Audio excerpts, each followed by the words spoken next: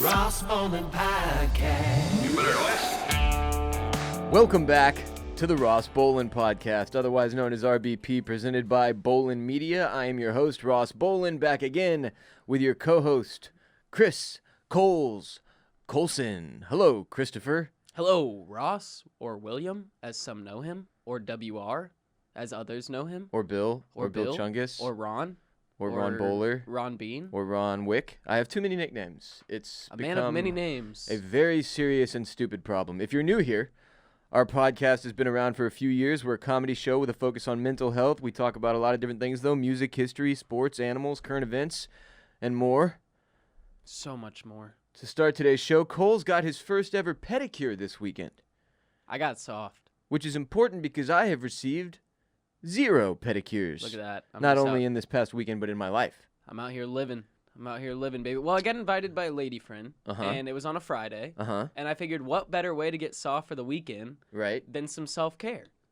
And so I So went, why have you never done it before? You just never had the desire? Do you find your Well- your feet to be clean enough and satisfactory? I mean, okay, don't get me wrong. I do a good job of cleaning my feet. Like, I clean my feet in the shower. You Like, scrub them I with a scrub them. loofah? Yes. Well, I worked like I've mentioned before, I worked at a boat dealership for a while. And so when you work The at a boat fuck does dealership, that have to do with anything? well, you wear sandals a lot. So I can't be having gross feet because that'll scare away customers if my feet are disgusting. So, like, you have to get good I don't foot know, care. man. If I'm bringing my boat to be cleaned, I kind of want the dude who's doing the job But I to be, wasn't like, clean- gnarly. I wasn't cleaning the boats. I was, like, selling $180,000 boats. I can't have, like, bunions. I mean, I get it, but I'm just saying, I'd be disappointed if I rolled up and it was your ass. It was like, I'm cleaning your boat today. I want, like, a pirate. I want, like, a guy with one leg and a fucking thing growing on his neck. Wow.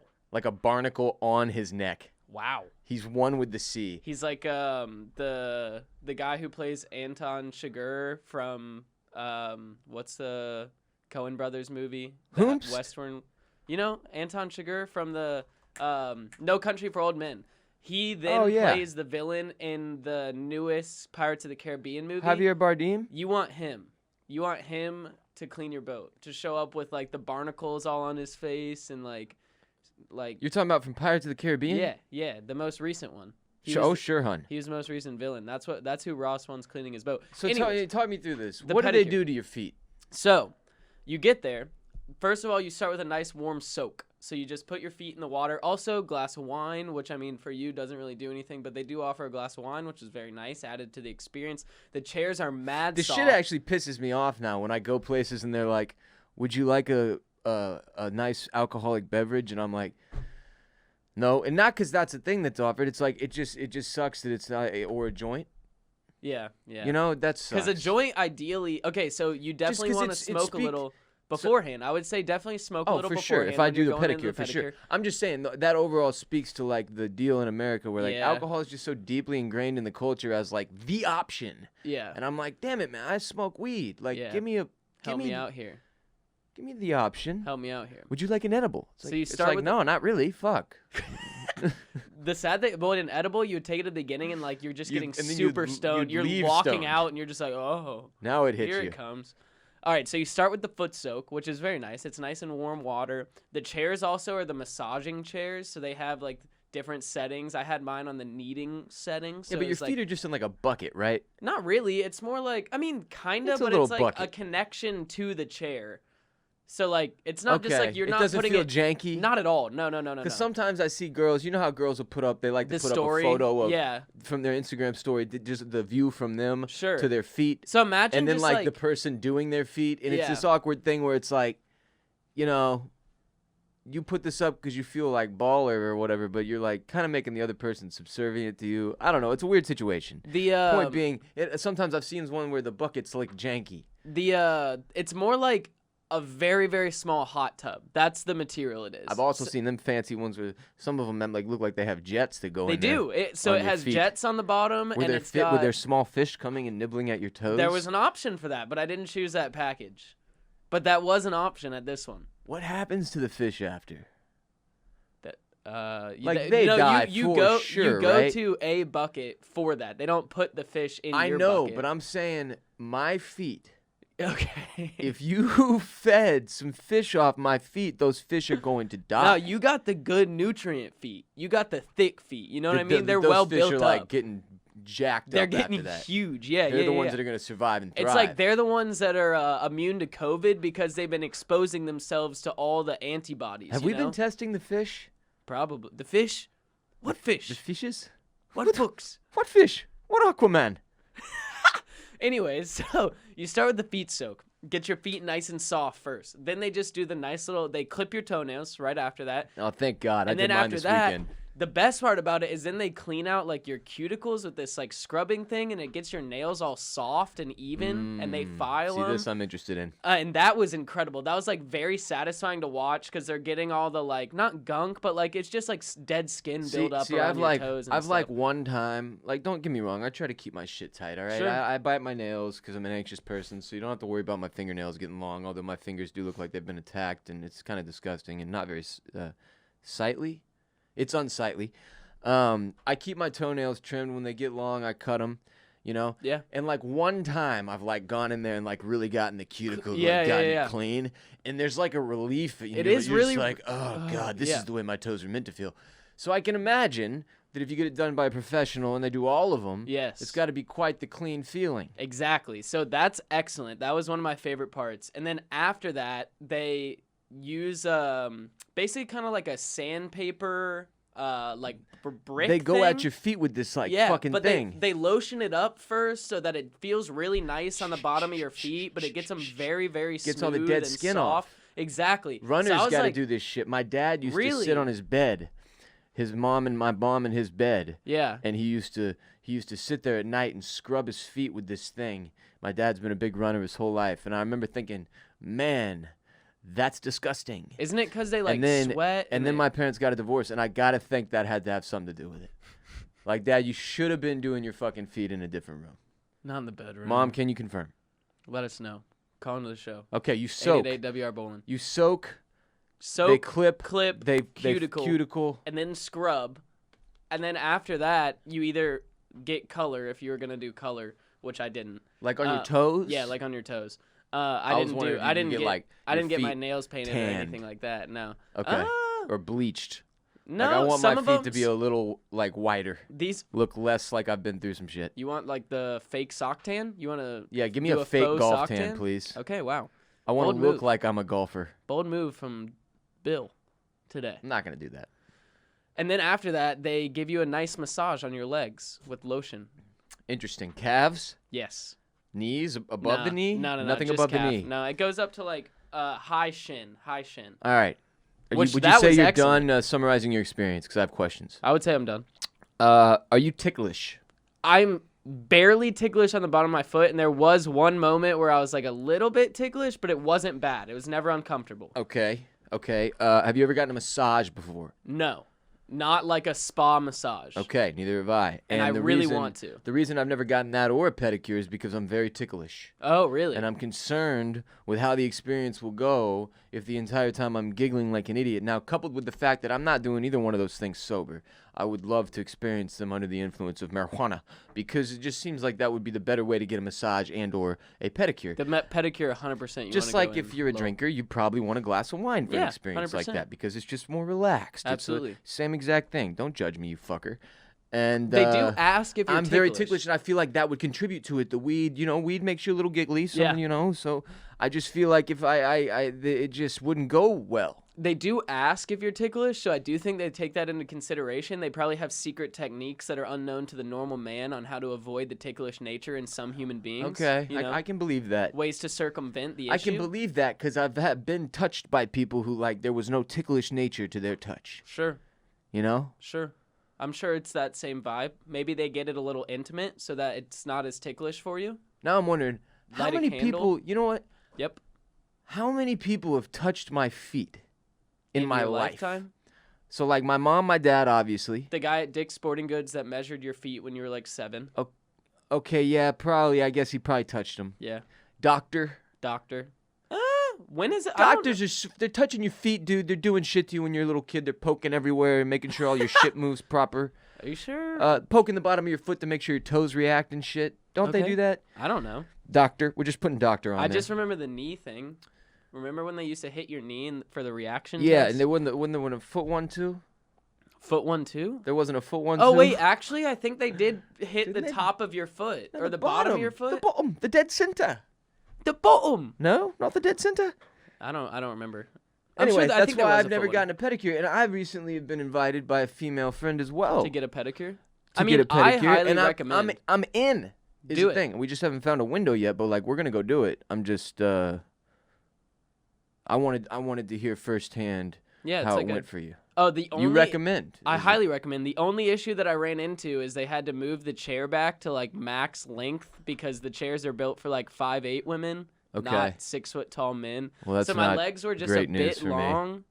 But they I mean, when it was all the way back, it was totally fine. I was very comfortable the entire time. Can I opt out of the calf massage? Because that's essentially just bone on bone, fingers on bone. Just there's nothing there. Yeah, you can opt. They have a Let's not hot, waste our time. They could do a hot stone massage, or instead of a massage, they do hot stones. What on if your I wanted legs. to just take me out back and beat the shit out of you? Will they do that? Will they fucking do that? That's the elite package. While you were getting a pedicure this weekend, I went back to Enchanted Rock again. Yeah, I saw your caffeine and sarcasm bumper sticker that you ran into out there. Oh, yeah. Good stuff. That's a typical Austin mom People sticker right just there. keep picking the best shit to put on their vehicles. It's amazing. Anyway, I had a phenomenal weekend. Among the best of 2020 for me. I've been spending a lot of time, though, with children and babies and small children. And also their parents, just to be clear. Yeah. Also their just parents. to clarify that, Ross, not yes. just the small children. I just want to say again, man, parents, y'all are working your dicks and tits off out there, and I have mad respect for all of you. I know this year has been very, very difficult and taxing for parents, especially those with young children. Just try not to forget that you're literally shaping the future of the world, and try to make non-shit humans. Please and thank you. And one day I will join you, and no pressure. No pressure. Anyway, had a productive, healthy weekend. Ready to crush this fucking week. Let's go. It's the year of the comeback, bitch. Strap in. RBP 331 is brought to you by Ritual. Men's diets are falling behind. Over 70% of men don't get enough vitamin E, and up to 97% of men don't get enough vitamin D from their diet. But fundamentally, some men may overvalue exercise and undervalue nutrition and may think, if I look healthy, I am healthy, and I definitely fall into this bucket.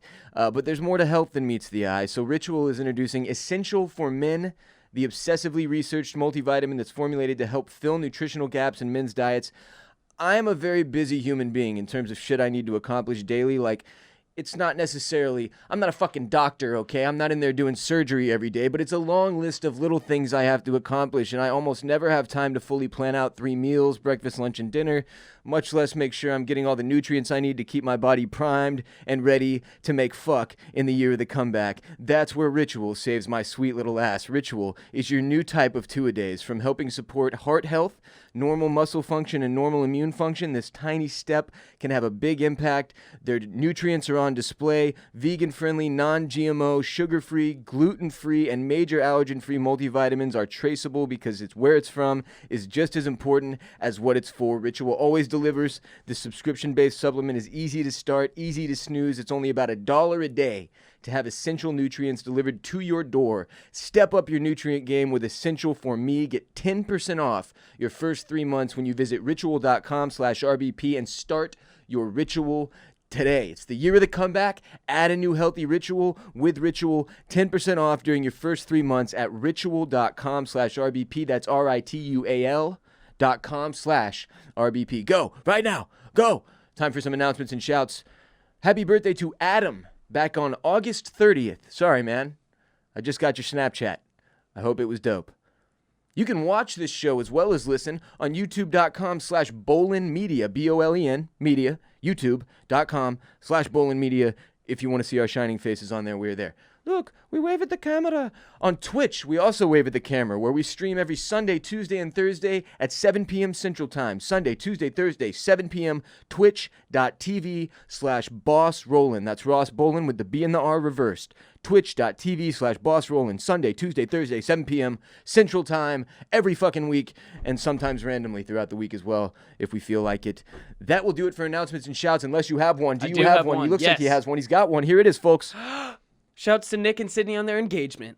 Wow. Way to go, Nick and Sydney. Huge. You're really fucking doing it. Both RBP listeners, new additions to the gang. Congratulations. As one new body, as one new listener We together. become one, all of us now. Nick, Sandy, Sydney, Close, Chris, and I. all together. One family, human. one unit. Wow. Love. Now Love is first love. segment. Monday, Mental Health Minute. Today we're going to talk a little about coping mechanisms, healthy coping mechanisms versus unhealthy coping mechanisms. Back in the day, way back in the day back, I once called myself the J. Cole of podcasting. Iconic. Because we had never had a guest on this show up to that point. And as many of you know, J. Cole never has features on his albums. This led to a conversation about the subject matter of his latest album at that time, KOD, the title track of which opens with this. A newborn baby has two primary modes of communication. Laughter, which says, I love this, or crying, which says, this frightens me, I'm in pain. Life can bring much pain. There are many ways to deal with this pain. Choose wisely. And I always thought that was such a dope little, it's a little monologue there at the top of a song, right? And a lot of this album, KOD, gets into mental health topics and tackles things like coping directly. And it's funny because if you're like a casual rap listener or music listener or whatever, you heard this song on the radio, you might not even notice because they're he's got great beats, incredible lyricist. He makes great hooks. Yeah. He's a great musician. Yeah. And he makes hits that'll be about random serious shit that you don't even realize it sometimes. He's a very talented dude, J. Cole. I'm a big fan. One of my favorite rappers. If not, probably my favorite rapper, North Carolina boy. Yeah. I've been to his house, 2014 Forest Hills Drive. It's in right outside of Raleigh, I want to say. Oh, how about that? Winston, yeah. Stand up. The one he named his album after, where he's like sitting on the roof, that house, you know? Forest Hills Drive. 2014, yeah. Yeah. Forest Hills Drive. Nice. Well, in 2020, we are all coping in one way or another. And when humans get uncomfortable and get scared, start hurting, feel pressure, we often turn to very unhealthy means of coping to survive and advance, which can be extremely detrimental to our long-term mental health, productivity, and happiness. In the song Friends, off KOD, that same album, J. Cole sings, meditate, meditate, meditate, meditate. Don't medicate, medicate, don't medicate, medicate. Meditate, meditate, meditate, meditate. Don't medicate, medicate, don't medicate, medicate. The point obviously being that he believes when you find those moments where you need a way to cope, instead of medicating, which we are prone as a nation to do via alcohol and drugs,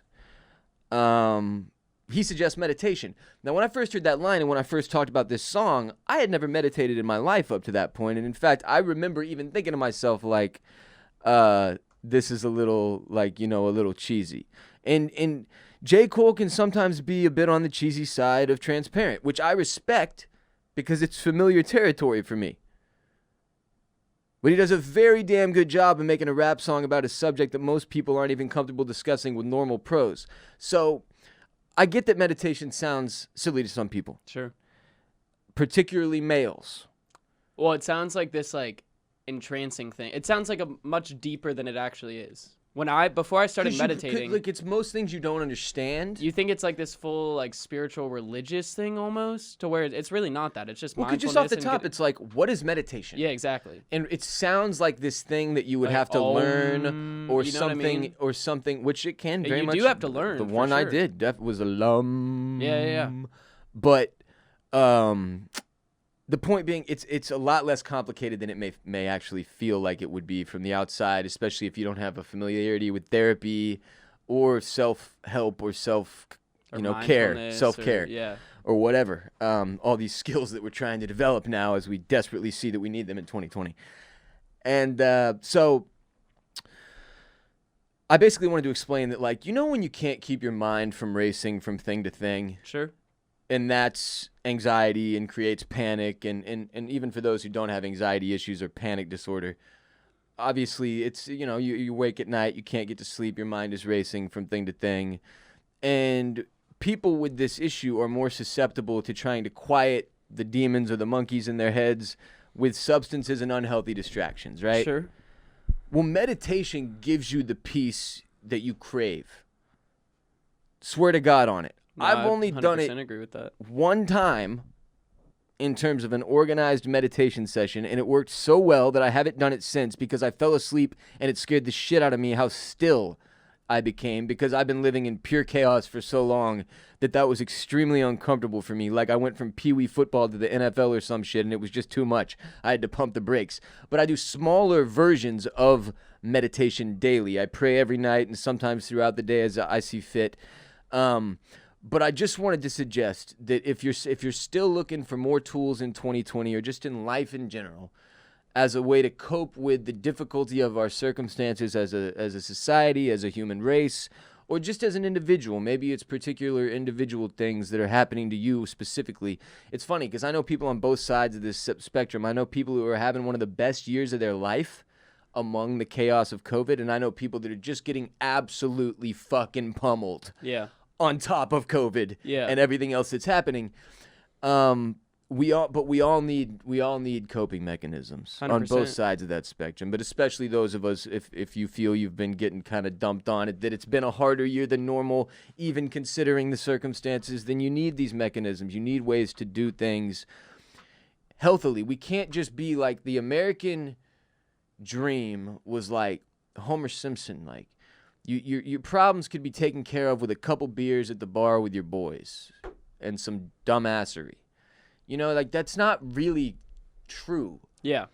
You need help, like Well, you healthy... need to be you need to reground yourself, come back to a center point. Like I imagine meditation for me is like if this is the path that I want my life to be going on, a straight up and down line, consistently with chaos in my life, I manage to slightly branch off to one side or another, and like as it goes unchecked, that lean is more and more exponential. You know what I mean? It starts slow, and then the less that I ground myself, the less that I bring myself back to that center point, the further away that I go at a quicker pace. Meditation, for me, brings me back to that center point. It allows myself to reground myself, take in my surroundings, figure out where I'm at as a person, figure out where I want to be, and then continue moving in the direction that I need to be moving on. And one of the easiest meditation practices for me, a super simple one, if you've never meditated before, if you've never even thought about it, one that helped me out when I first started meditating that I still do very consistently, and that takes as little as 5 minutes,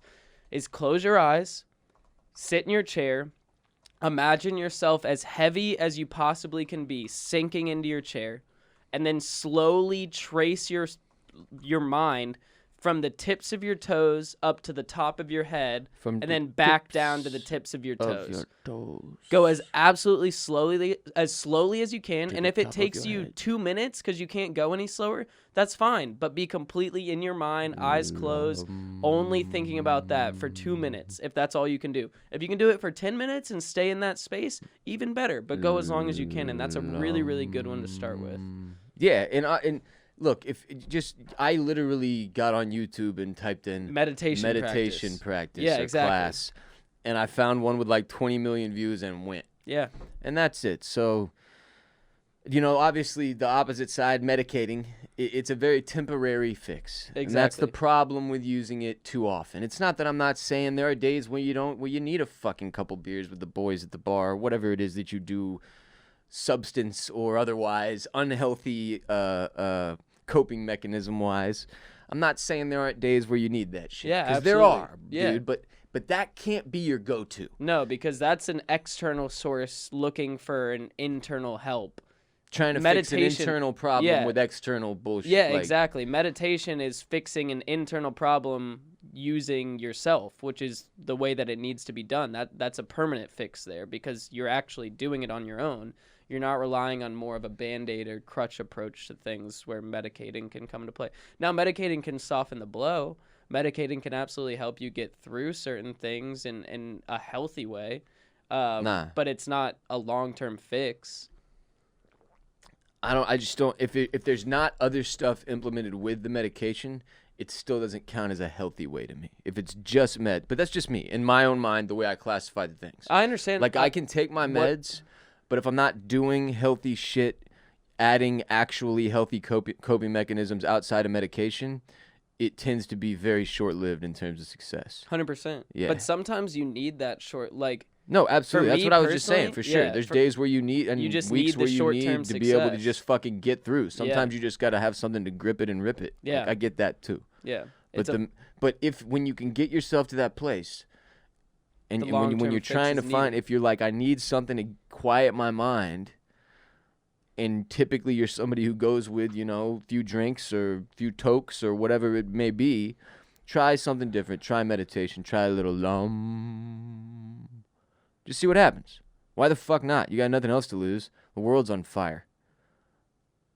Do it. And you'll feel better coming out of it, I guarantee you. It's the year of the comeback. RBP 331 is also brought to you by Quip, makers of the greatest toothbrush and oral care products in all the land and longtime supporter of this podcast. Obviously, all of our morning routines have changed drastically throughout the course of 2020. It makes it more important than ever that when I'm brushing, I brush effectively. If we're all stuck in our houses, we're not getting to socialize as much, we might as well make sure we have good breath and shiny-ass teeth so that when things ever get back to normal, we've got great dental hygiene, and having new brush heads, toothpaste, and floss automatically delivered to the house when I need them? Huge. So huge. I have everything delivered to my damn house at this point. Why not my new toothbrush heads, toothpaste, and floss as well? That's why I love Quip so much. My brush heads never get worn out and crappy. I never run out of toothpaste or floss, and after every brushing session, thanks to their 2-minute timer that buzzes every 30 seconds to ensure you achieve a full and even clean, I feel like I just left the damn dentist. 75% of us use old, worn-out bristles that are ineffective, and even more people forget to floss daily. Sad. Not me. Not us, buddy. Not with Quip. Good health starts with good habits. Quip makes it easy by delivering all the oral care essentials you need to brush and floss better. Quip brush head, toothpaste, and floss refills automatically delivered on a dentist-recommended schedule every 3 months for just $5 each. A friendly reminder when it's time for a refresh and to stay committed to your oral health. And shipping is free. Join over 3 million happy customers and practice good oral care easily and affordably with Quip starting at $25. If you go to getquip.com/RBP right now, support the show, get your first refill free. Getquip.com/RBP, free first refill, support the show. GetQuip.com/RBP. Quip, the good habits company. Next segment, current event capping. We got a few things we're going to talk about today in current events. Oh, good old state of the world. Beautiful world we're living in. The first thing is funny as hell, and it pertains to podcasting. It It's is the quite fact hilarious. that Joe Rogan had a discussion with Tim Kennedy, retired MMA fighter, in which Tim Kennedy suggested that Joe Rogan should host a debate between Donald Trump and Joe Biden. Yes. Now, obviously, off the rip, Yes. that's a very not shocking thing that Tim Kennedy would suggest this, that Joe Rogan would then dive into the possibility of it and sort of break it out how he'd want to do it. He was like, I want 4 hours, just us three in a room, fucking Austin, Texas. He is here, by the way. I did not realize that was officially official. He's recording in Austin, Texas, has moved here. Not in our studio. Not yet. It'd be weird if they didn't tell us. Imagine. Yeah, we just walk out and Pretty it's sure, like pretty Joe's sure he's just got his own building chilling right there. somewhere. As a result, Tim Kennedy tweeted out some promo. He said, on my podcast with Joe Rogan, he offered to moderate a debate between Joe Biden and real Donald Trump, so I guess it was on Tim Kennedy's podcast, rather. It would be 4 hours with no live audience, just the two candidates' cameras and their vision of how to move this country forward. Who wants this? So Trump quote tweeted it and said, I do. Of course. Absolutely. Because, that's the way that Trump gets his news out these days. Twitter only. Never mind, this was on the Joe Rogan Experience on Sunday. Got you. Okay. Tim Kennedy was the guest, Was or the the guest. co-host, or whatever the fuck. Yeah. So first off, I want to say bold move by Trump to accept, because Yes. both of these dudes are named Joe, and everyone with the same first name has Team- like an unspoken alliance. Sure. Like all Rosses and I are on Team Ross against everyone else on Earth. Low key, like we don't like talk about the shit. But even if you disagreed with you don't like Ross Geller, Right. but if you ever met him in person, you're both Team Ross. Sure, I mean, but he's like, he doesn't even really exist. No, He's okay. like this He's fake the- stain on the Ross name that shouldn't even be there. You know? So he's across the line for you. So Yeah. Team Ross is combined in their efforts to Push out Geller. wow. Yeah, he's out. Okay, well everybody besides him, you and But like, that all Ross right, have an if unspoken it comes rule down together. to it, you're in a room with 10 people, all right? Yes. and 3 of them are named Chris, and then everybody else has assorted names, and you don't know anything else about each other, you're going with the Chris's. Well, yeah, I mean, if 3 of them are named Chris, hell yeah, I'm going with the Chris's. Like, that's your squad. Even if one of them was named Chris, I mean, at least I would have, hey, you know what I mean? Yeah, so it's like, I'm just saying, bold move to be the first to accept going up against 2 Joes in the same room. You don't know what could happen just based on the fact that they have the Joe Alliance. Exactly. If nothing else. Exactly. And the telepathy that they share because of the Joe Alliance, Yeah. that's always a, what's it called? Wild card. That's always a wild card out there. Trump's got to be real careful with that. Now, obviously, for sure. Obviously, the jokes are running rampant. I'm just imagining 4 hours of Trump and Biden on TV with Joe Rogan in the middle. And, like, when does 2020 stop being an SNL bit? Yeah, but it's like I've seen everybody memes. keeps making the joke like they'd be sitting down and it'd be Trump and Biden, and they'd open like, thank you for being here. We very much appreciate you taking the time to be on the Joe Rogan Experience, and this debate will be moderated by myself, Joe Rogan. We're gonna limit responses to X amount of time. Have you tried DMT? Like everybody's that's. They just end up talking about psychedelics. Just conceptually, the entire time. Rogan conducting a presidential debate would be so, like, I get it, I do, but it would be in the same vein as, like, Portnoy interviewing Trump to me. Like, this would be way more about me watching for the entertainment than, like, because, again, there is no debate scenario with these 2 candidates that results in any of us getting real answers or, like, truth. No, frankly. it doesn't, even if it's put on by... It doesn't Axios. fucking It could be matter. put on by that HBO guy If that they've did the come amazing in interview. here, if they both sat down in this room and agreed to no pre-screening of questions, it wouldn't matter. I'd still get the same goddamn words out of both these men as we hear all the time. It doesn't matter who interviews these 2 fuckers. Yeah. But Biden's been in politics for too long. He has an answer to every fucking question you could possibly throw at him, albeit some of them sometimes might be about a completely different subject now, as he is very fucking old. Yeah. And then Trump... What books? We know. What manuals? Yeah. He doesn't give a shit what you ask him. He's going to talk about what he wants to talk about Every time. every single And he's going to time. say exactly what he wants to say, regardless of the fact-checking, regardless of if it's right or Now, wrong. He's going to say what he needs to say. The difference between this and the Portnoy-Trump interview obviously being that they would both be there. Yeah. It's just I'm not confident at all that we would get answers different than we'd get anywhere else. So it's just about the entertainment factor for me. The one thing that I do at least enjoy about Rogan's interviewing process is that for me, it's always seemed like he does not move on to another topic until he understands the topic at hand, or at least the answer that somebody's giving him. Like, he doesn't usually accept vague answers. And so I would at least because I've seen guests on his show before that'll say something and he's like, well, no, that's not answering the question that I'm asking, though. Yeah, but I'm saying both of these dudes Won't get there. It you just won't watched matter. the interview with the what books, what Okay, manuals. good That point. guy asked great follow-up questions. He still didn't really have to answer them. He just continues with the lie. Like, or makes another lie to cover that lie with a lie. It's But like, 4 hours of that, like, that was only a 20, 30-minute interview. I feel like 4 hours we would at least get something. Trump just agreed to that because he doesn't think Biden can stay awake that long.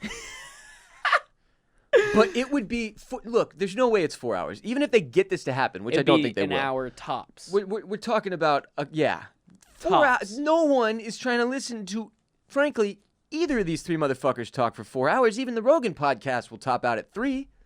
Like, 4 hours of I'm just imagining just the fucking same recycled bullshit. I'm just not trying imagining to be there for that. if this actually happens and boomers are like having to ask their kids who Joe Rogan is, and they're like, Dude. He's a former UFC fighter turned UFC commentator. Is he a fighter? I think he was like one of the OGs, right? Back, I know he trains at least. I don't know if No. he was ever actually a professional fighter. I've seen him train. Dude's a beast, but I just assume that he fought as well. No. He was fought? famous from fucking Just commentating? No, Fear bro. Factor, right? From Fear Factor. Fear Factor, yeah. Former Fear Factor host, and then UFC commentator who went on to start a podcast that went on to be one of the most listened podcasts in the world, and now he's interviewing our potential presidential candidates. Well, maybe. We'll see. We have no idea. Potentially. 4 hours is unnecessary, though, unless Welcome to Biden 2020. just goes over the top and goes Elon Musk and is like, give me a blunt. That would be incredible. And then I'm in. Because Trump's not going to hit the blunt. He's never smoked weed in his whole life, he says. His whole entire life. Is that really what he says? I don't think he's ever had a drink either. I think his brother was a really bad alcoholic and passed away from it, if I'm not mistaken. Really? And so he has that sort of like deal. I don't know. Oh, okay. I can't speak to those type of circumstances. I just can't imagine going through this life without a single goddamn vice to help me in the term of substances. Because then what? You have to be a serial killer. You have no choice. Something's wrong with like how do you how do you be in that position of power with zero vices? Unless look, it'd be different if Trump was like meditating constantly and spoke about like meditation Or like inner peace. But we just talked about coping mechanisms, and I know goddamn well he doesn't have any healthy ones. Reads a lot of the Bible though, obviously. You know, he does, if you watch his interview, he does read the Bible fan. often. He can quote lots of favorite verses. All of the verses of the Bible. All of the verses. Yeah. Listen, they're very personal. He's read every verse. They're very, very personal. I've read the Bible many times. Many times. I hope this happens. Any other thoughts on Trump, Biden? Content-wise, I mean, this Joe would Rogan. be absolutely excellent. It would be the content of our generation. You know who the big winner would be? Joe Rogan? Spotify. Oh, yeah. Spotify. All right, next, we have animal news today, folks. My dad sent me this link last night. He said, here's some show fodder. So here we are. It's Animal Talk, not in the form of an Animal of the Week or Insane Headline of the Day, which is shocking, really. There's a snake. Slippery snake. Just slippery snake. It's about 62 years old that hasn't had contact with a male in at least 15 years. That's a long time to be... She's going through a dry spell. That surprised zookeepers at the St. Louis Zoo by becoming pregnant. Wow. Pregnant. Mystery of the pregnant snake. Turns out these are ball pythons, and they can reproduce asexually. It's not impossible. Really? It's a thing that happens. Oh, I thought this was just going to be like a real mystery. That's kind of sad that they actually have a reasoning behind it. You thought this was like Snake Jesus? I thought these were like, this Jesus was just born. This was the Virgin Mary snake, 62 years old, going through a bit of a dry spell. Yo, I just imagined the whole thing played out in my head, like Snake Jesus, and then like him growing up and having a beard, and like it's like the Rick and Morty episode, obviously being white in the Middle East for no reason. No one can explain it, but Snake Jesus is just somemehow white. Sounds like a South Park episode. They need to make a South Park episode. And he's slithering around, just trying to save the people. I will save every Messiah. You know? Shouts to Snake Jesus. He's the Messiah with 7 S's. Messiah. From the New York Times. It's been about 2 months since zookeepers at the St. Louis Zoo found a ball python believed to be about 62 years old coiled around a clutch of 7 eggs she had laid. Damn! But the surprise has not worn off. Not only had the snake not had contact with a male python for at least 15 years, it also had already outlived its life expectancy by more than 2 decades. Maybe this is Snake Jesus. This snake is a freak, super freak. This is insane. Super freaky. Mark Wanner, zoological manager of herpetology at the St. Louis Zoo, crushed it, said that snakes typically live only about 30 or 40 years. It's, quote, kind of crazy, end quote. The python made it past 60, he said, let alone laid eggs. It's a snake miracle. It's a goddamn miracle, Mark. 2 of the eggs, which she laid on July 23rd, are being used for genetic sampling, which will help determine whether the python reproduced sexually or asexually. I guess they don't know. Like another snake could have snuck in there. Yeah, that's what I'm thinking. Just slithered in. What's the youngest a snake could be to help another snake reproduce? Like, what if like a little like 6-year-old snake that was real small? You think I know this? You saying what's the age of consent in snake world? We just invented Snake Jesus. Now you want me to answer questions about snake consent? You said herpetology correctly, so I figured you knew something of the topic. Of course not. Okay. We had a herpetologist come to our elementary school classroom one time because one of my classmates, his name was Zach, his father was a herpetologist at Davidson College. Yeah? So he brought a bunch of snakes and lizards in one day. Oh, yeah? That's all I remember about it. Sounds like herpetology is the thing that, like, you study how to solve herpes. You needed some of that. If your doctor would have been a herpetologist back in the day, you wouldn't have gone through all that pain. Then I never would have been falsely diagnosed and lived that month. I wonder under great duress. Have you ever wondered how many other people out there go through that pain? There's probably a Reddit page for you. I bet there's a decent amount of motherfuckers who have been falsely diagnosed with herpes as a result of scabies. I would check we should go to R dash I still can't get over that. falsely diagnosed with herpes, but it was actually scabies, and see if anything comes up. I still can't get over the best part of that being I've got my pants down, right? Sure. And there's like, it's not looking great. Nope. And he goes, he's going to swab my penis. And he goes, now the test is not good.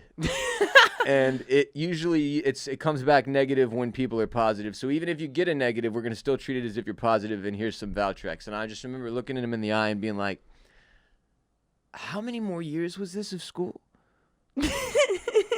Like, now the test is not great, frankly, but you have it, son. And I was just like, what? Did you read any of the books or manuals? That's the Trump School of Medicine right there. You fucking asshole. On God, if I ever see that dude in the street, like I'm not seeking him out, but if I see him, like if I happen to be in the mall and I'm walking out of Foot Locker and he's walking in, it's over for this dude. That's it. I'm doing 10 to 15. He's done, dude. The emotional scarring on Ross. I'm taking the 2 eyes that he used to falsely diagnose my penis from his fucking head. Both of them. Just to... What is that Dave Chappelle movie where it's blue streak? I can't do it. I don't know. I can't. It's been 15 years since I saw that movie. Got me all worked up. Herpetologists. Anyway, good for snakes. Yeah. And Good for this snakes. one. Yeah, she's crushing. This is the strong woman we need to be writing movies about. Strong, iconic female right there. Indeed. 62-year-old snake, asexually reproducing, don't need no man. Giving birth to Snake Jesus. Yeah. I wonder which 7 of them are Snake Jesus. What if they're all Snake Jesus?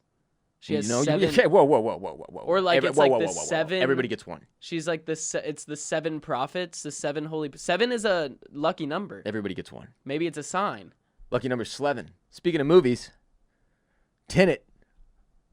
Not having a great run at the box office. Tough weekend. Everybody was wondering how this would go, all right? Tenet, Christopher Nolan's huge summer blockbuster to be, that's been pushed back again and again and again because of COVID-19 and obviously the result of movie theaters being restricted in how many people they're allowed to have in, figuring out if they were going to be able to open at all. I hadn't been to a movie in 2020. Me neither. Went to the IMAX, saw Tenet last week. We covered it on Oysters, Clams, and Cockles, our television and film podcast, which we'll talk a little bit about in a minute as well. Coles went and saw it over the weekend. Tenet.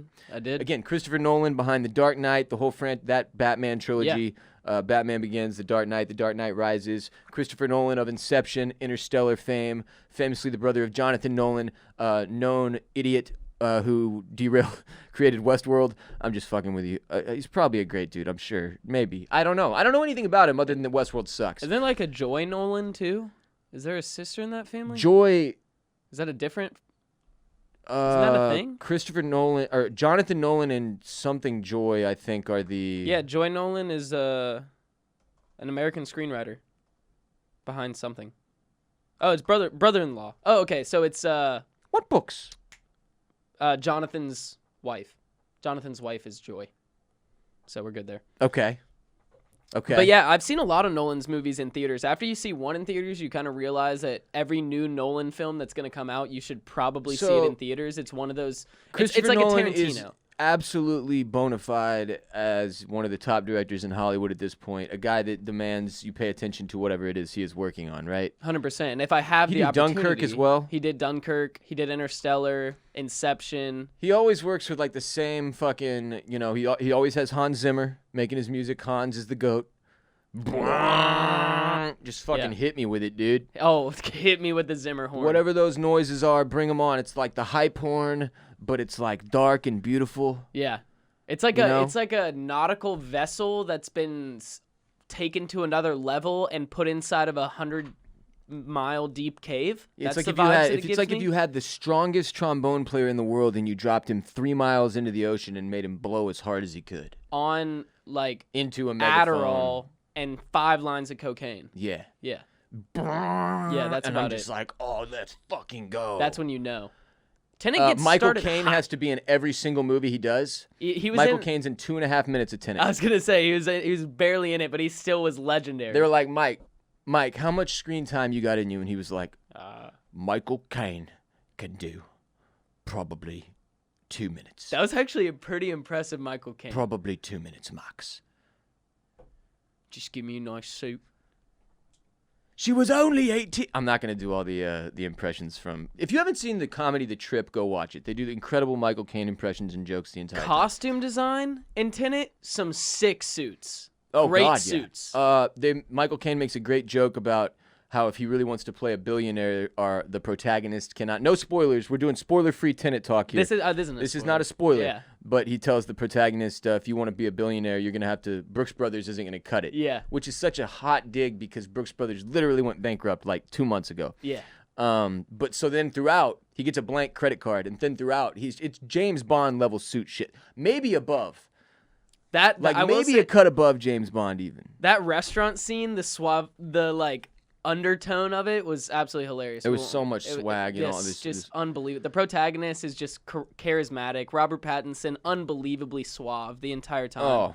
His suits were my favorite because they were very nice, but they were a little messy to where it was like he didn't give a fuck, but he looked nice as shit, and he was probably wearing like $10,000 suits. You know what I mean? Like he didn't have his cuffs buttoned. He was wearing a scarf. Very me. I identify a lot with Robert Pattinson. Probably one of my favorite actors in Hollywood right now. Very you, huh? Yeah, I would say so.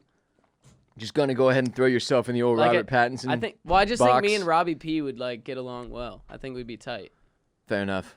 But yeah, I don't disagree with that take. I think he seems like a tight dude. Yeah, but regardless, I like soft-spoken motherfuckers though. You know, I don't think he's that loud. And I feel like he is one of the more low-key, kind of keeps to himself. That's what I'm off saying. Screen. I think he's very soft-spoken off screen. Yeah. When I watch his interviews, I'm like, He's what? Yeah, and he's like, fucking what? Speak up, bro. Yeah, it was a good shoot. We had a good time on set. We really enjoyed ourselves. My mouth barely moves when I talk, but I'm incredibly attractive. Women love me. Jawline of a god. Jump on, Spider Monkey. What a terrible fucking But movie. I've seen lots of Not Nolan Tenet. films in theaters the first week that they've ever came out, right? This is the I first saw Dark time. Knight front row IMAX, had a fucking panic attack during the fucking... Not joking. I went in with a full-blown panic attack. Wow. Already occurring. Front row... actually, was not IMAX. Sorry, was not IMAX, but front row Dark Knight, bank robber scene, Heath Ledger... Fucking Joker out so the much of the window. and just it was so hardcore that it stopped the panic attack. In the No rest way. of the movie, it made the Dark Knight instantly in my top 5. I was like, the movie was so good It scared that it you out of a literally panic attack. Shifted my mentals out of a literal panic attack. Usually, when you have a panic attack, you want to do something that is not Chill. so stimulating. But I was this stuck. was so incredibly stimulating that it pulled you into a different universe. It got my head out of it. It's like how you bite into a lemon or get ice in your mouth to take your head out of it. Like the scene was so intense that my brain was like, sorry, bro, we can only do one thing right now. And living or This is our dying is not thing. one of them. We're focused on this movie. Yeah. Once Heath Ledger was on screen, your brain was like, oh, yep, this is it. We don't need you anymore. He said, We're want with to this see a man." magic trick, and my fucking brain turned off its anxiety. But regardless, I've seen all of these, and they did a great job marketing this film too, with between the Travis Scott track that they put on the film that they were Which is using for all the marketing that's releases. a very Bond move, Yes. James Bond move, and they crushed it with everything that. about it yells franchise. Absolutely. And they could franchise this one, honestly. It could have very, sequels. very easily. But Very, regardless, very easily. I've never seen a Nolan movie in theaters on release date and been the only person in the theater. I was the only person in the theater on Saturday. Okay, see, we went opening whatever. I think it was one of the first couple days, IMAX, and it was full. So we got stuck in the second row. So I tried to go to your 'cause IMAX. It's every other aisle. And it was sold out. And then there's 6 seats between groups that get roped off. It was very minimal amount of people in this theater, so it was pretty full. Yeah. But the point is obviously that movie theaters are not seeing great results based on the drop-off in Tenet ticket sales from one week to the next.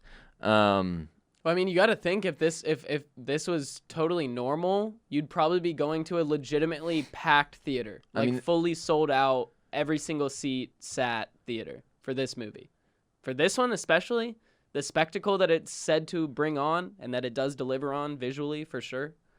I mean, this would be a full movie. This would be a $100 million opening weekend, most likely. And I'm not saying that they're not going to make their money back on this. It sounds like, especially internationally, that they're going to do pretty well. And obviously they'll have it, available for rent and all that shit on Apple TV and all the different platforms, Amazon Prime, Hulu, whatever, wherever. And they'll probably do some $7 rental period or something where it's more expensive than your typical $3 rental to try to make back some of this money as well. There's going to be ways that they'll make it back. Yeah, but regardless, it it's just says fascinating to see. 9.5 million its opening weekend, Ooh. which is just not what you expect to see from. I mean, those are numbers that like really shit films do on like a normal opening weekend. Domesticated total is at 29.5 million. And I mean, that's just this movie was very expensive. Yes.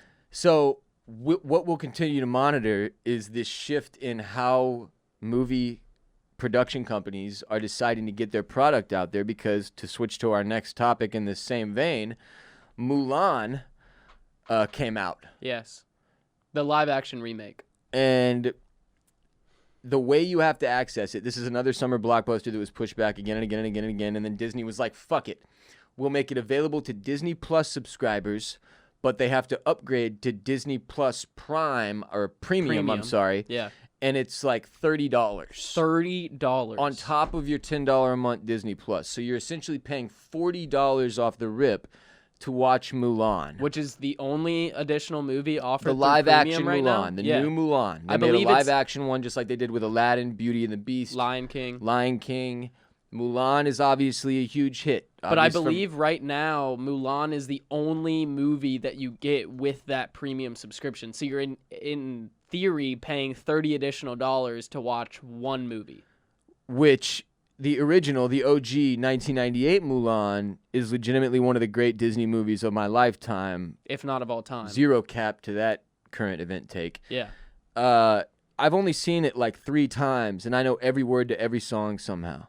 It's one of those, man. It just sticks with you. It was such a well-written story that fits in perfectly with the stories that they're writing now with like the strong woman character, but they did it the correct way and actually giving her a good plot line, and she's not just a Mary Sue that saves the day with magical powers or something like that. She goes through training. She's not good at first. If I'm not mistaken, the LGBTQ community is actually upset with the new one.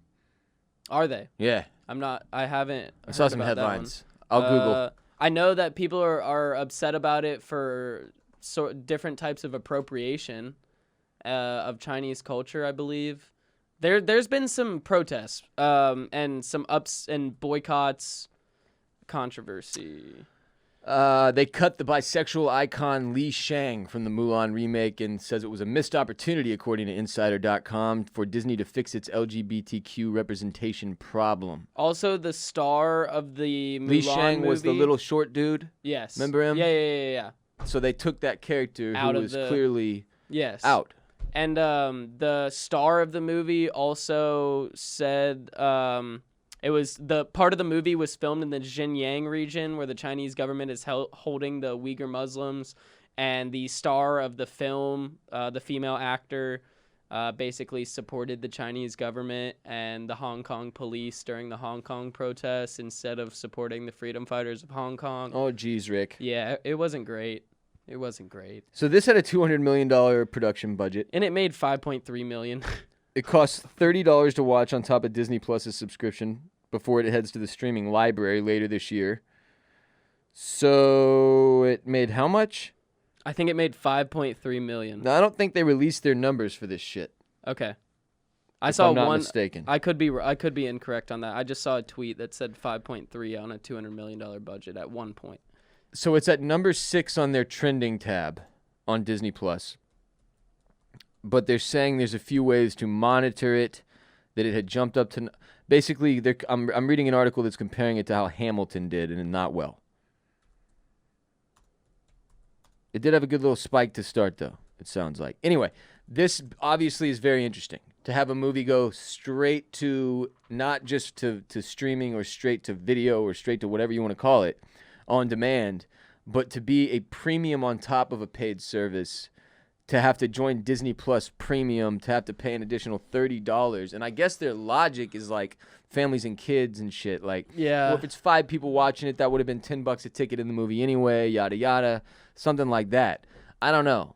But you're not watching it. The thing is, you're just not, like, I'm not going to pay more to watch it at home when I'm not getting anywhere near the theater experience for most of the, like, and also, like you said, it is a kids movie. I would say most of the people that have Disney Plus that use it for their children to watch Disney Plus are either watching it on a laptop or a tablet. I would say probably at least 50 to 60%. I'm not going to pay $30 to watch Mulan on a tablet or a laptop. You know what I mean? Right. That's ridiculous. That's a complete waste. So it's going to be extremely tricky. I don't know. Maybe we'll see an increase in like lower budget indie style films that are guaranteed to make more money at the box office in the next couple years until things are completely back up and running, or less sci-fi action thrillers and more drama-based, character-driven plots. It's going to be interesting to see. There will definitely be some kind of shift. It's going to be Hollywood's going to take some time to have to get their like financial foothold on how everything is going to work. Because like you couldn't release in terms of budgeting, like a movie like Endgame or something like that right now. You just couldn't. It would not be monetarily worth it at all to have some sort of massive fantasy thriller come out right now. Well, I guess we don't know yet.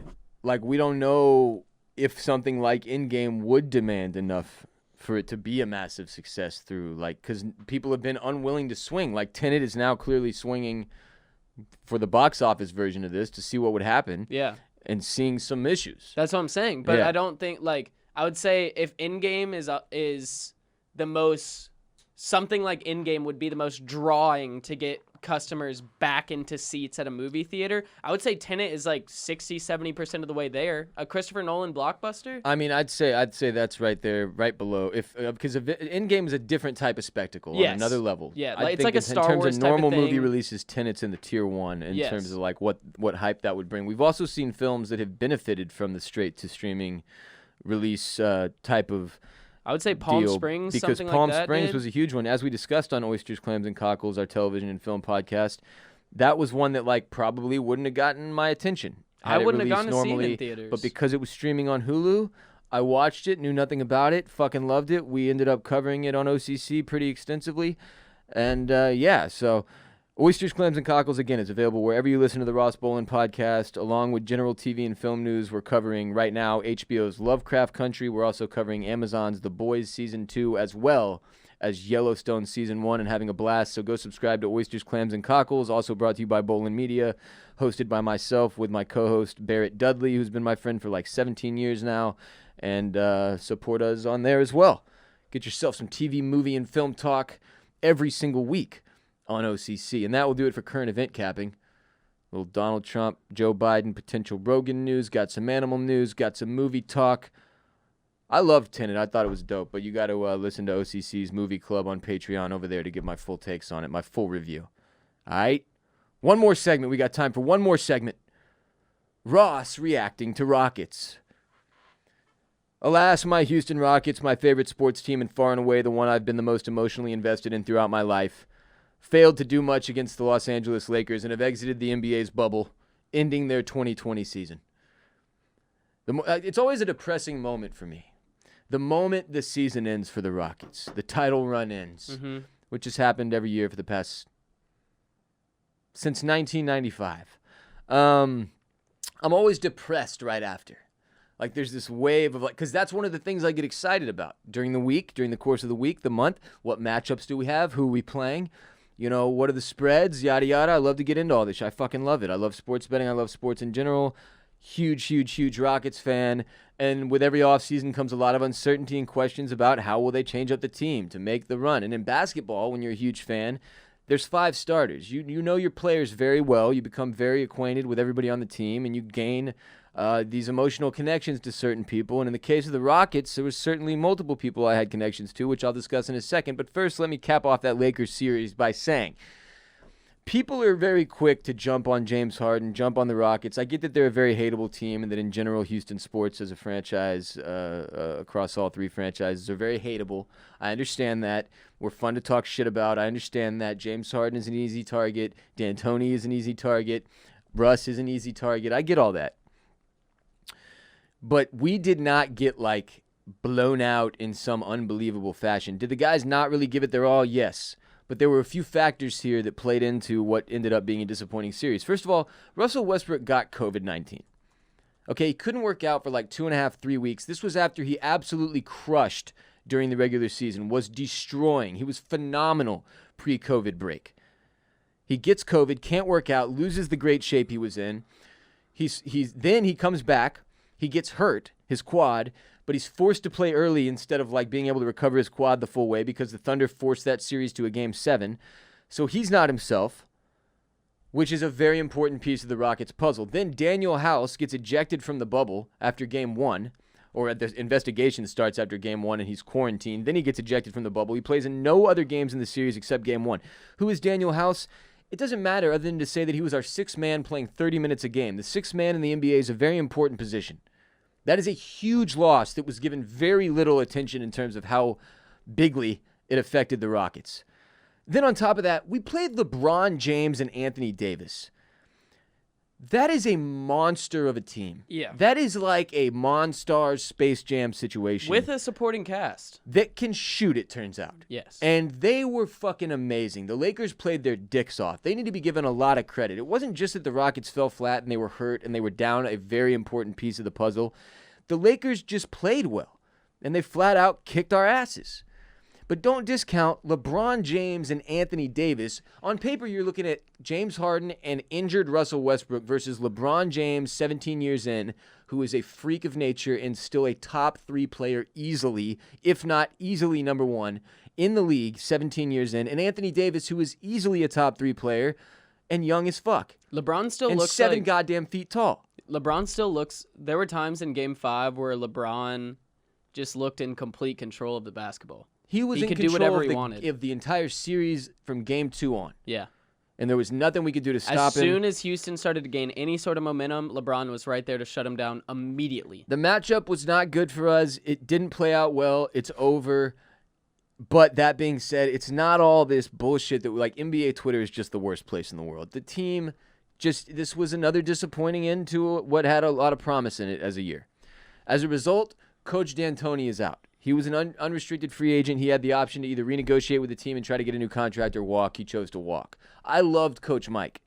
He was awesome. I've loved all our recent coaches, Adelman, McHale, JVG, all those dudes I respected a lot. JB Bickerstaff when he was interim coach. It's hard to lose your coach, like emotionally. That shit made me sad, man, to see him go. He's great. Do I believe he was going to get us a championship? Man, no, not after what I saw in this series. He got thoroughly outcoached by Vogel. Thoroughly outcoached. He was not the answer to me. Morey, that being said, I respect and love to Coach Mike D'Antoni. Awesome person, great guy, and whoever lands him will be very lucky. He's very highly sought after right now in the coaching market. Daryl Morey, friend of the podcast, episode 148. He was a call-in guest. If you haven't heard it, episode 148, Daryl Morey, Rockets general manager, still in. He was in a weird spot. Also, longtime follower of me on Twitter. Looked like he might get canned, but it turns out it looks like they're going to ride with him, continue to let him. He's going to basically get to live out the Harden-Westbrook era, it looks like.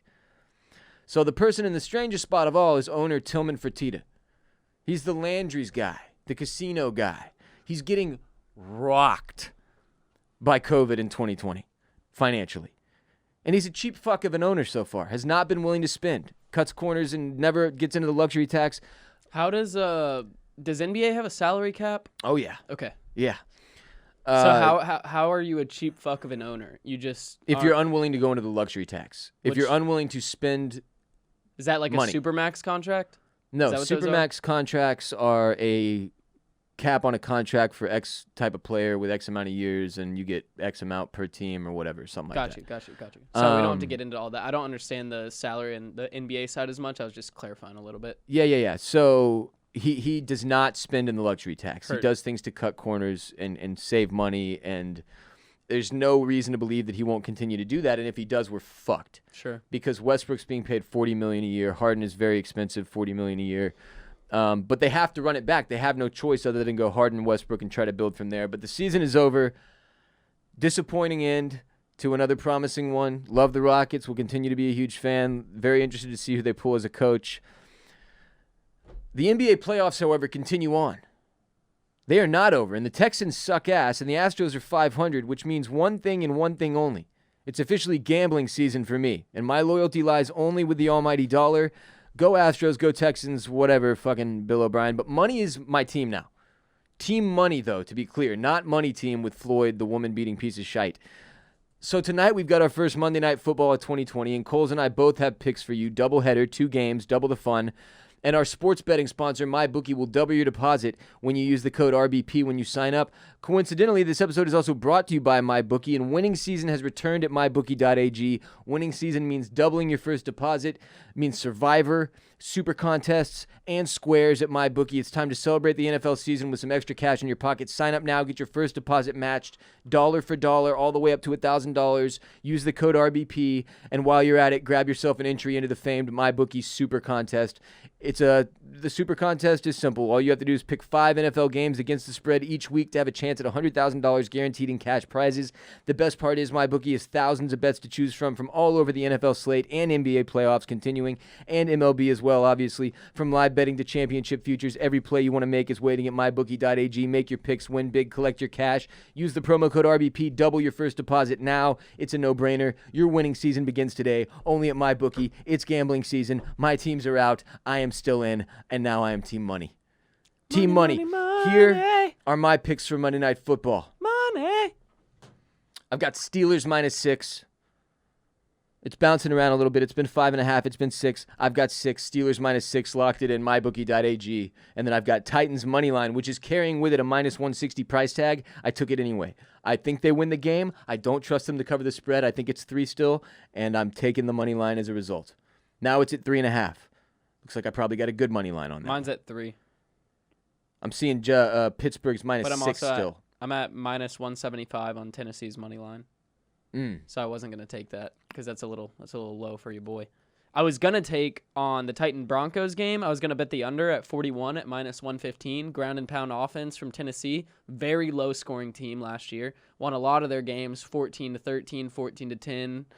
Similar scores like that. Very strong defense as well.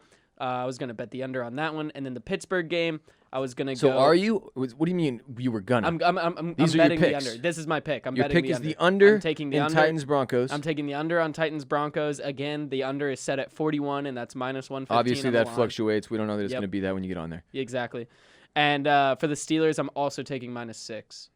Ooh. For the spread. Steelers. My Just 'cause fantasy teams suck. That's the only other sports news I have. I could theoretically see the Giants pulling out a win. I'm not going to lie. Daniel Jones has impressed me a little bit, and sometimes they can be a little bit of a wild card, especially first week of the season. You really don't know, and after that... It's really counterintuitive to fucking Steelers -6, Coles. Well, the line on the San Francisco-Arizona game looked exactly like this last night, and then Arizona came back, made it tight, and ended up winning. So... First week of the NFL season, you really never know. But if for my bet, I'm going with Pittsburgh -6. I know. He doesn't know. Just saying. I know. Steelers -6. I'm fucking confident. Titans money line. And that'll do it for sports. My fantasy team sucks. Before you head out to take on the world, it's time for some very important announcements. First and foremost, you've been saddled with 3 legal obligations as a result of having listened to this entire podcast. The first of which is to rate and review. Then you can check that box and move on to number 2. Share the show with one person. Just one. Family member, coworker, friend, neighbor, doesn't matter. One person. Share the show. Check that box. Move on to number 3. Support our sponsors. These are the people that keep us alive, thriving, surviving. Ritual.com/RBP. Get those vitamins. Quip.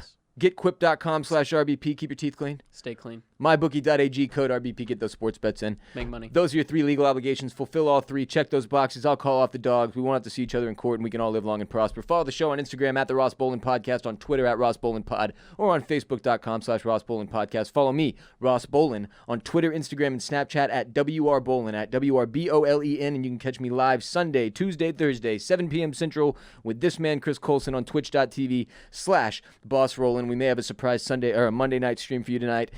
Stay on your toes. Stay on your fucking toes. Check social media when you see us live. Come through. Follow, subscribe on Twitch.tv/BossRollin'. Get notified when we go live. Come through. Chris, where can everybody follow you on social media? You can find me on Instagram at ChrisSC99. You can find me on Twitter at Q0ULS. And you can find me on Snapchat at Chris_Coulson. That's COULSON. Also, at Trash License Plates on Instagram to see all the trash license plates that the game sends in. It's been very entertaining. Been highly enjoying myself. Check our Instagram story every day at the Ross Bolen Podcast to see it filled up with things sent in from listeners to Coles and I on Snapchat. Both of our Snapchats, again, mine at WR Bolen Coles. at Chris_Coulson. And one more time, check out Bolen Media's television and film podcast, Oysters, Clams, and Cockles. OCC is available wherever RBP is available. Again, we're covering Yellowstone Season 1. Finally started watching it from Paramount. Yellowstone, love it. Lovecraft Country on HBO, covering that. Shit is fucking wild. Also dove into The Boys Season 2 last week. Started coverage of that. Love The Boys on Amazon Prime. And that will do it for RBP 331, produced by Myrriah, Gossett, and Moody, Garcia of Permanent Record Studios in Austin, Texas. Coles and I will be back on Wednesday with RBP 332. And of course, Friday on patreon.com/Ross Bolen Podcast with another exclusive premium ad-free episode for dues-paying members of the RBP gang pledging their monthly support to keep the podcast growing and showing. A minimum of just $5 monthly on patreon.com/Ross Bolen Podcast. Come through, support the show, get more RBP. You are not alone. Podmen get paid. Respect Mr. Park. Strength and honor. Gang, gang, gang. Cole, say it. Peace be with you. And also with you.